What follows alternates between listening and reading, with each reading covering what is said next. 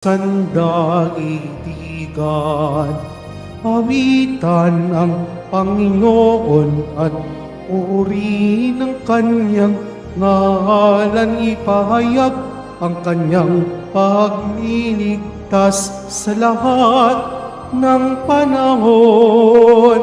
Magsiawit kayo sa Panginoon, isang bagong awitin. Magsiawit kayo sa Panginoon, buong sandaigdigan.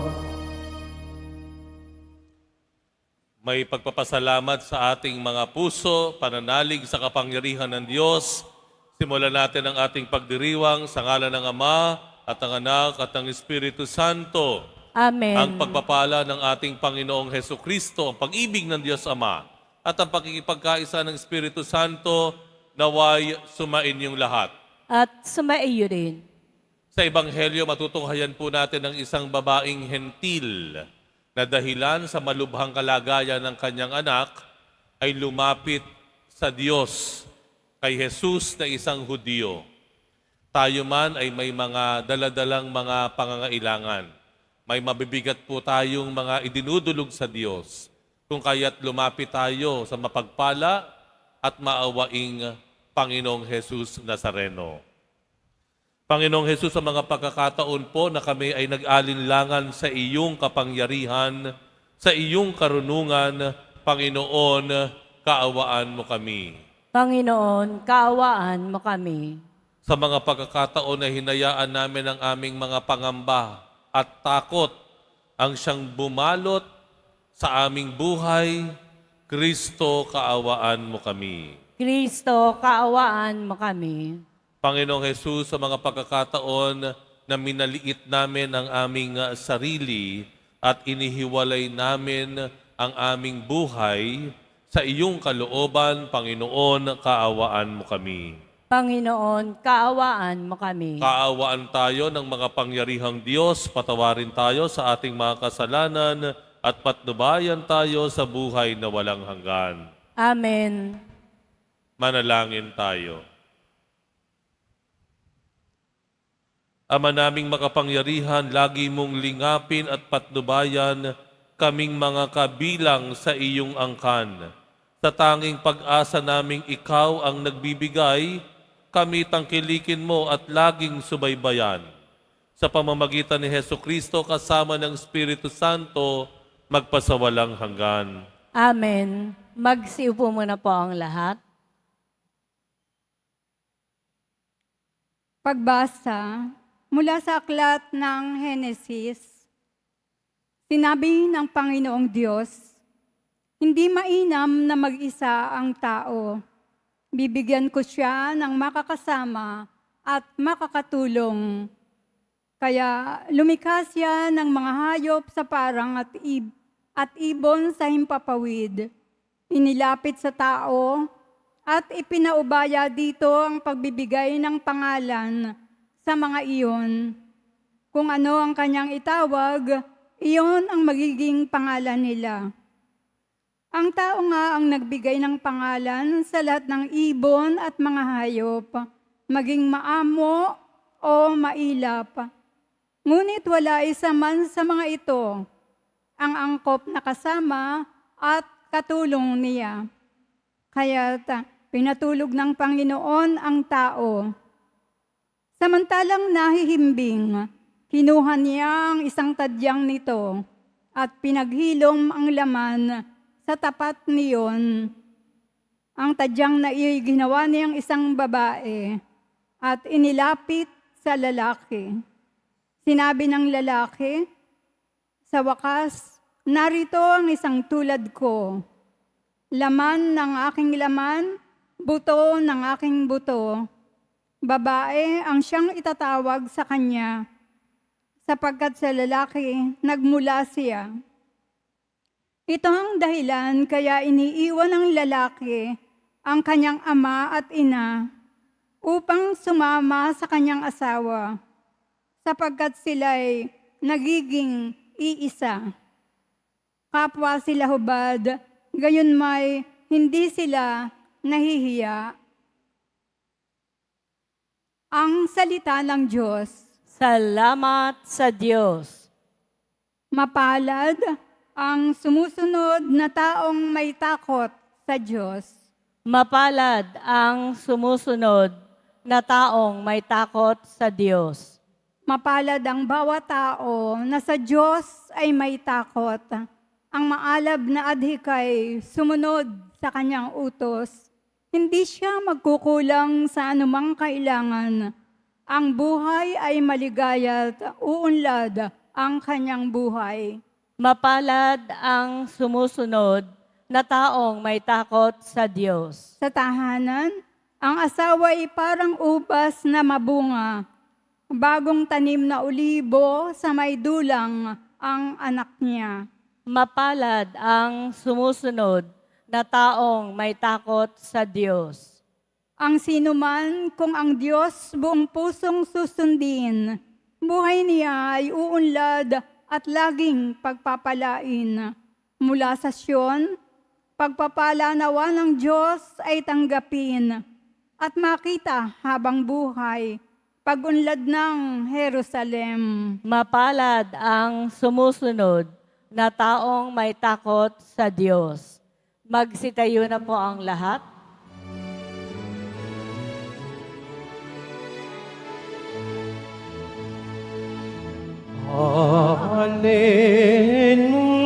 Hallelujah, Hallelujah, Hallelujah, Hallelujah.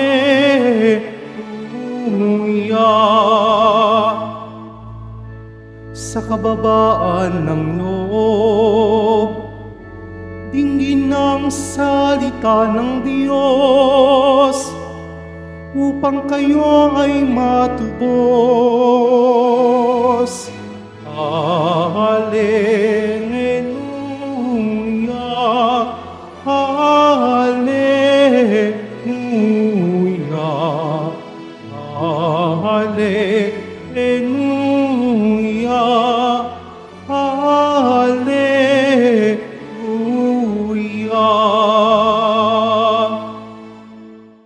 Sumainyo ang Panginoon. At sumaiyo rin. Ang mabuting balita ng Panginoon ayon kay San Marcos. Papuri sa iyo, Panginoon. Noong panahong iyon, nagtungo si Jesus sa lupain ng Tiro at tumuloy sa isang bahay doon. Ayaw sana niyang malaman ni Numan na naroon siya, subalit hindi gayon ang nangyari. Ang pagdating niya ay nabalitaan ng isang inang may maliit na anak na babaeng inaalihan ng masamang espiritu. Pumunta siya agad kay Jesus at nagpatira pa sa kanyang harapan. Ang babaeng ito'y hentil, tubo sa Syro-Phoenicia. Ipinamanhik niya kay Jesus na palayasin ang demonyo na nasa kanyang anak. Ngunit sinabi ni Jesus, kailangang busugin muna ang mga anak. Hindi dapat kunin ang pagkain ng mga anak upang ihagis sa mga tuta. Tunay nga po, Panginoon, tugon ng babae. Ngunit ang mga tuta mang nasa ilalim ng hapag ay naninimot ng mga mumong nalalaglag ng mga anak. Kaya't sinabi sa kanya ni Jesus, dahil sa sinabi mo, maaari ka nang umuwi. Iniwan na ng demonyo ang iyong anak. Umuwi ang babae at naratnan niya sa higaan ang bata. Iniwan na nga ng demonyo. Ang mabuting balita ng Panginoon. Pinupuri ka namin, Panginoong Heso Kristo. Magsipo muna po ang lahat.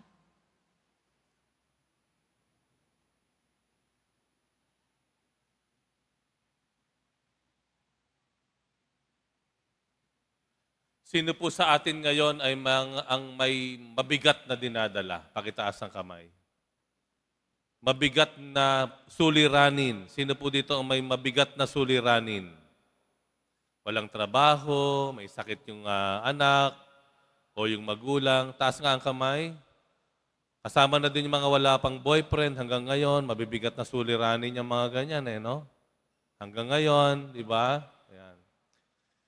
Congratulations. Pinabati ko po kayo dahil tama po ang pinuntahan ninyo. Meron kayong problema, may mabigat kayong dinadala, lumapit kayo sa Diyos, nagdarasal kayo, nagmimisa kayo. Tama po kayo. Alam po ninyo, mas hahangaan po natin yung babae sa Ebanghelyo. Yung babae sa Ebanghelyo. Bakit? Dahil hindi siya Hudyo, isa siyang hentil. Ibig sabihin po, hindi siya miyembro o bahagi ng pinili na bayan ng Diyos. Kumbaga, second class lang siya. Kumbaga, hiwalay siya. Hindi siya tinuturing na kauri ng mga Hudyo. Pero, bagamat siya'y hentil, kanino siya tumakbo sa kanyang mabigat na problema? Sa isang Hudyo. Sa pangalang Jesus. Tumakbo siya kay Jesus sa kanyang mabigat na problema. Bagamat masasabi natin, hindi siya nananampalataya, pero tumakbo siya kay Jesus na siyang nananampalataya sa iisang Diyos. Dahil mayroon siyang mabigat na dinadala. At iyon ay ang karamdaman ng kanyang anak. Hanga ako sa kanya. Kasi kung tayo, tumatakbo tayo sa Diyos, Kristiyano tayo, mananampalatayang Katoliko, ang ating takbuhan ay simbahan, pagdarasal, dapat lang po yun. Yun ay inaasahan sa atin. Pero siya, kumbaga hindi Kristiyano, hindi mananampalataya, pero tumakbo kay Jesus sa ating Diyos, masahangaan mo yon. Tama ba? Hahangaan mo yon. Pero ano problema?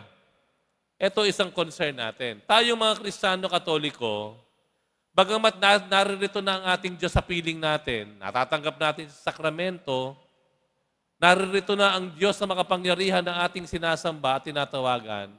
Pag meron tayong mabigat na problema, minsan, sa iba tayo tumatakbo. Yung akala mo hindi ka sinasagot ng Diyos, akala mo natutulog ang Diyos, ang bigat ng problema mo, pinanghinaan ka ng loob, kanino ka tumatakbo? Doon sa card. Minsan sa kulto, sa black magic, sa mangkukulam. Di po ba? Yan yung madalas sa tinatakbuhan natin sa mga superstition, pamahiin. Nakakalungkot, tayong mga nananampalataya na sa Diyos, kapag may mabigat na problema, awa sa sarili, kaya minsan ano nangyayari? Sinasaktan natin ang ating sarili dahil hindi natin kaya yung problema. Mas masakit pa, gusto nating maibsan yung sakit na dinaramdam natin, kaya sasaktan natin yung ating sarili.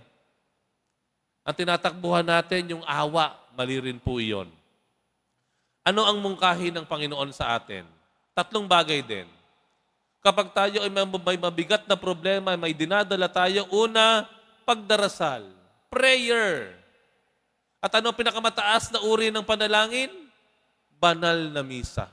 The highest form of worship. Sabi ko nga hindi kayang daigin ng tatlong oras na dasal ang isang oras na misa. Pagdarasal. Magsasama-sama tayo, mananalangin tayo. O kaya sa bahay, tawagin mo yung mga anak mo, tayo mga anak, magrosaryo tayo para sa lolo ninyong may sakit. Delikado ang kanyang lagay. Magdasal tayo. Panalangin. Pangalawa, salita ng Diyos. Word of God. Pangahawakan natin yung mga pangako niya na nagsasabi na, ano man ang hilingin ninyo, sa aking ngalan ipagkakaloob ko sa inyo. Kung ang mga ibon na hindi man nagtatrabaho pero kumakain, kayo pa kaya na anak ng Diyos, hindi kayo pababayaan ng inyong Ama sa langit. Di po ba? Panghawakan natin yung salita ng Diyos, the Word of God. At ang pangatlo, kapag tayo may mabigat na problema, lumapit ka sa mga taong pinagkakatiwalaan mo. Mga taong alam mo, may kinikilalang Diyos. Alam kung ano ang mali at tama. Lumapit ka sa community na iyong kinabibilangan. Meron kang organization na simbahan, meron kang community na naglilingkod sa Diyos. Lapitan mo yung tamang tao. Huwag kang dilapit sa taong mismo rin ay bulag. No? Lumapit ka sa tamang tao na alam mo malapit sa Diyos, makapagbibigay ng liwanag o paliwanag at magbibigay ng pag-asa. Approach the right people.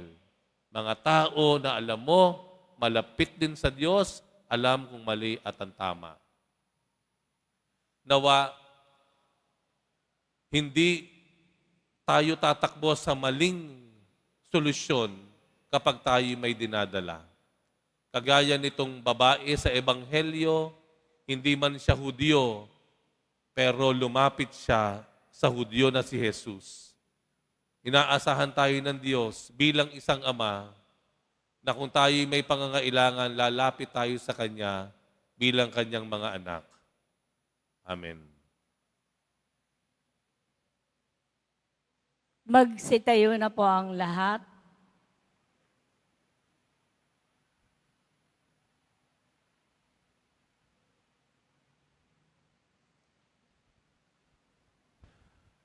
Minamahal kong mga kapatid, binuwag ni Hesukristo ang pader ng naghihiwalay sa mga Hudyo at Hentil. Bilang isang sambayanan ng iisa, bago at walang hanggang tipan, manalangin tayo sa amang nagbubuklod sa atin. Diyos ng lahat ng bansa, pakinggan mo kami. Diyos ng lahat ng bansa, pakinggan mo kami. Ang simbahan sa buong daigdig, naway maging daluyan ng awa, kapayapaan at pag-ibig ng Diyos. Manalangin tayo. Diyos ng lahat ng bansa, pakinggan mo kami. Bilang komunidad ng mananampalataya, naway hindi tayo magkahati-hati dahil lamang sa mga simple at walang kwentang dahilan ng away at hindi pagkakaunawaan. Manalangin tayo. Diyos ng lahat ng bansa, pakinggan mo kami. Ang mga inang nagiging balisa at nag-aalala tungkol sa kalusugan ng kanilang mga anak, naway huwag makalimot na tumawag kay Jesus para sa tulong at ginhawang kinakailangan. Manalangin tayo. Diyos ng lahat ng bansa, pakinggan mo kami. Ang mga may sakit at mga naghihingalo, naway makatagpo ng ginhawa sa Diyos ng pag-ibig at awa. Manalangin tayo. Diyos ng lahat ng bansa, pakinggan mo kami. Ang mga yumao na sa buhay na ito, naway magbunying walang hanggan sa tahanan ng Diyos Ama sa kalangitan. Manalangin tayo. Diyos ng lahat ng bansa, pakinggan mo kami. Sa ilang sandali ng katahimikan, ating ipanalangin ang iba pang mga pangangailangan ng ating pamayanan. Gayon din ang mga intensyon na iniaalay sa ating misa sa araw na ito at isama rin natin ang ating mga pansariling kahilingan. Manalangin tayo. Diyos ng lahat ng bansa, pakinggan mo kami. Makapangyarihang Diyos, aming kanlungan at lakas, nais mo na kami ay maging iisang sambayanan. Maging bukas nawa ang aming kalooban sa pangangailangan ng iba. Hinihiling namin ito sa pamamagitan ni Kristong aming Panginoon. Amen. Magsipo muna po ang lahat.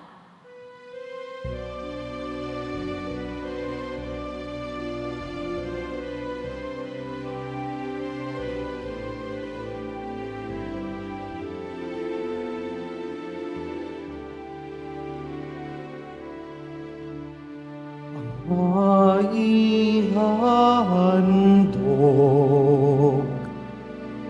sa'yo, Panginoon,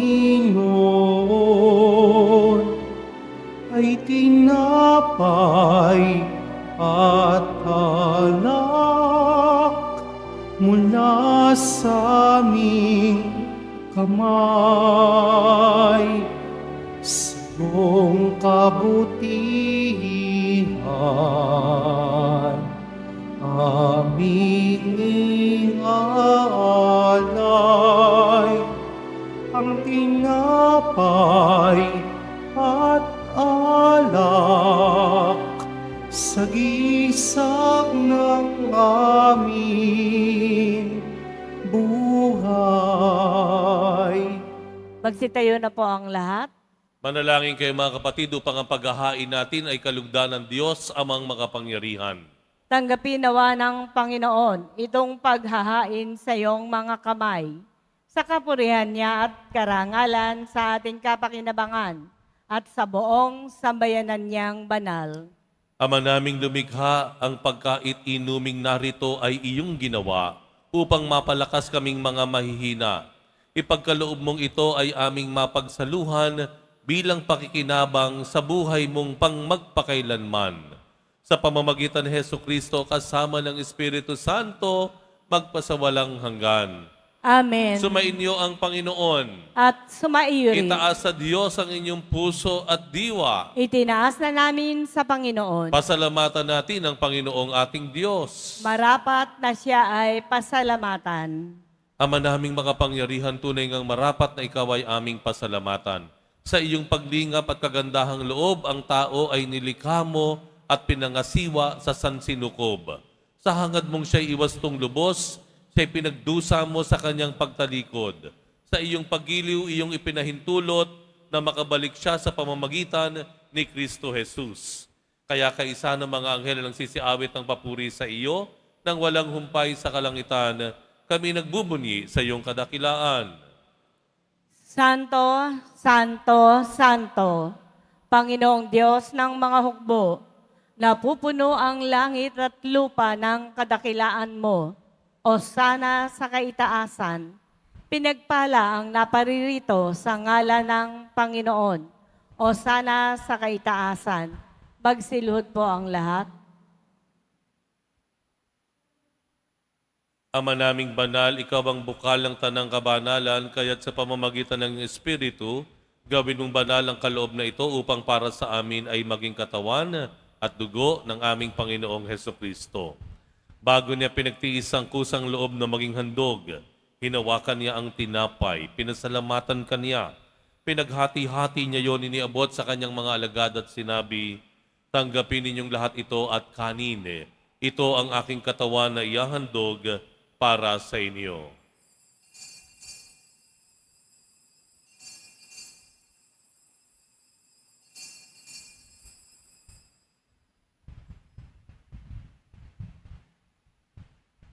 Gayon din naman nung matapos ang hapunan, hinawakan niya ang kalis, muli kanyang pinasalamatan.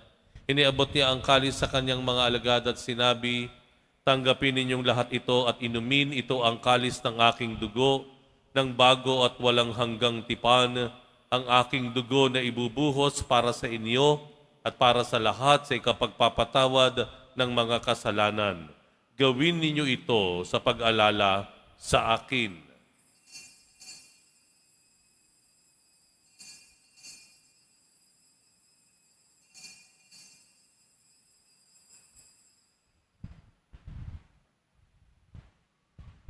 Magsitayo na po ang lahat. Ipagbunyi natin ang misteryo ng pananampalataya. Si Kristo'y namatay, si Kristo'y nabuhay, si Kristo'y babalik sa wakas ng panahon. Ama, ginagawa namin ngayon ang pag-alala sa pagkamatay at muling pagkabuhay ng iyong anak, kaya't iniaalay namin sa iyo ang tinapay na nagbibigay buhay at ang kalis na nagkakaloob ng kaligtasan. Kami nagpapasalamat dahil kami iyong minarapat na tumayo sa harap mo para maglingkod sa iyo. Isinasamo namin kaming magsasalo-salo sa katawan at dugo ni Kristo ay mabuklod sa pagkakaisa sa pamamagitan ng Espiritu Santo. Ama, lingapin mo ang iyong simbahang laganap sa buong daigdig. Puspusin mo kami sa pag-ibig kaysa ni Francisco na aming Santo Papa at ni Jose na aming Arsobispo at ang Tanang Kaparian. Alalahanin mo rin ang mga kapatid naming nahinlay na may pag-asang sila'y muling mabubuhay, gayon din ang lahat ng mga pumanaw. Kaawaan mo sila at patuloyin sa iyong kaliwanagan. Kaawaan mo at pagindapatin kaming lahat na makasalo sa iyong buhay na walang wakas. Kaisa na mahal na Birheng Maria na Ina ng Diyos, ng kabiyak ng puso niyang si San Jose. Kaisa ng mga apostol, si San Juan Bautista at ang lahat ng mga banal na namuhay dito sa daigdig ng kalugod-lugod sa iyo, maipagdiwang nawa namin ang pagpupuri sa ikararangal mo sa pamamagitan ng iyong anak na aming Panginoong Hesu Kristo.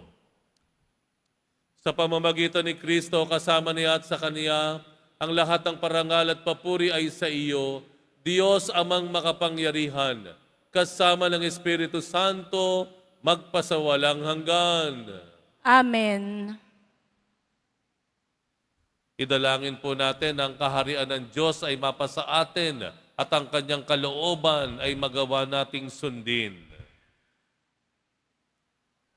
Ama namin, sumasalangit ka. Sambahin ang ngalan mo.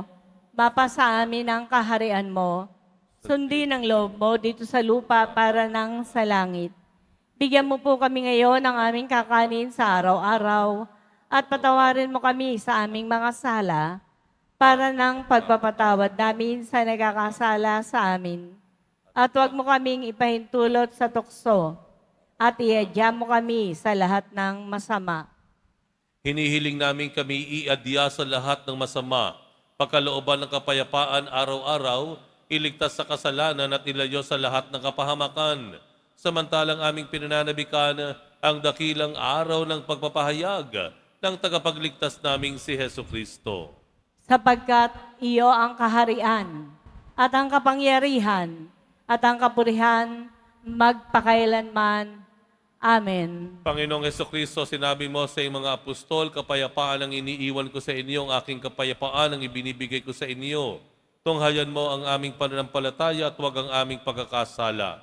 Pagkalooban mo kami ng kapayapaan at pagkakaisa ayon sa iyong kalooban, kasama ng Espiritu Santo, magpasawalang hanggan. Amen. Ang kapayapaan ng Panginoon ay laging sumainyo. At sumairin. Magbigayan kayo ng kapayapaan sa isa't isa.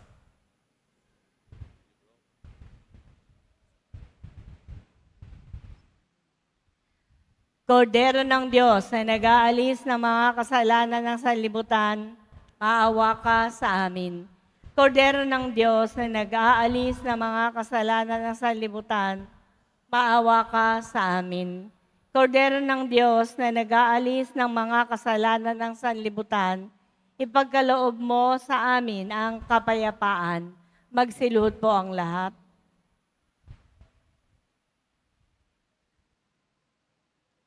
Ito ang kordero ng Diyos, itong nag-aalis ng kasalanan ng sanlibutan, mapalad ang mga inaanyayahan sa kanyang piging. Panginoon, hindi ako karapat-dapat na magpatuloy sa iyo, ngunit sa isang salita mo lamang ay gagaling na ako.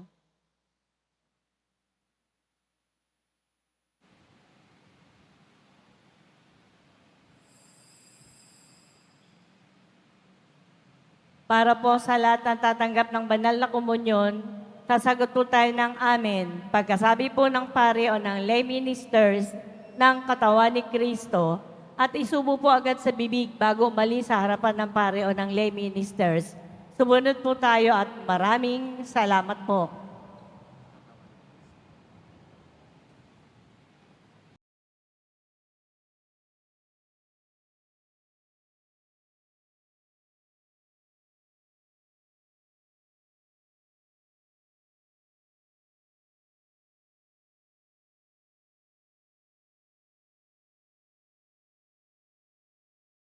Magsitayo na po tayong lahat.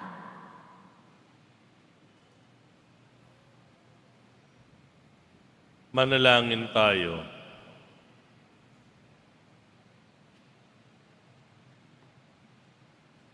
Ama naming mapagmahal, sa pagkait inuming pagkakaisa ang ibinigay, kami niloob mong makapakinabang. Kaisa ni Kristo kami naway makapamuhay upang makapamunga ng may kagalakan para sa kapakanan ng aming kapwa-tao sa sanlibutan.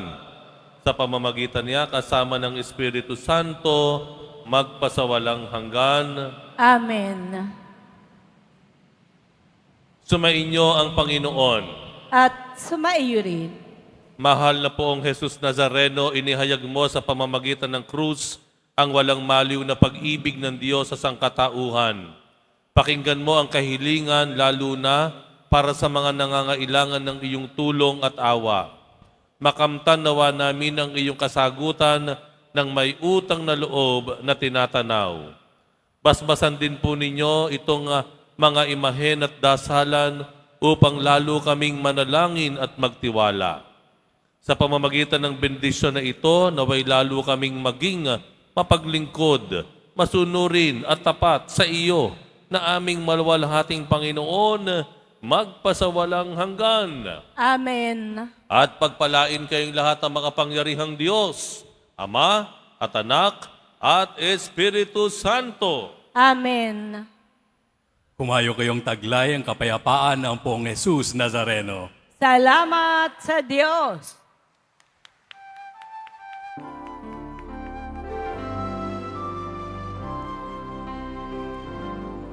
Nuestro Padre Jesus Nazareno, sinasamba ka namin.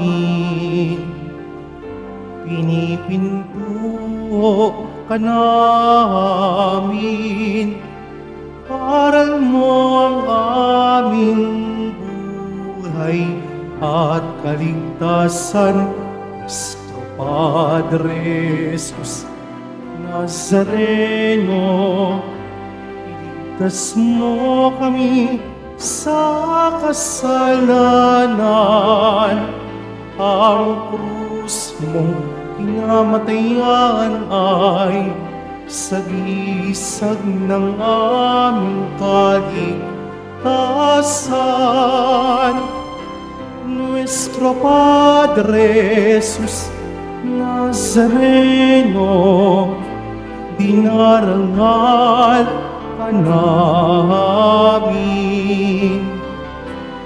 Nuestro Padre Jesus Nazareno, minulwalhati ka namin. Nuestro Padre Jesus Nazareno, dinarangal ka namin. Nuestro Padre Jesus Nazareno, minulwalhati ka namin.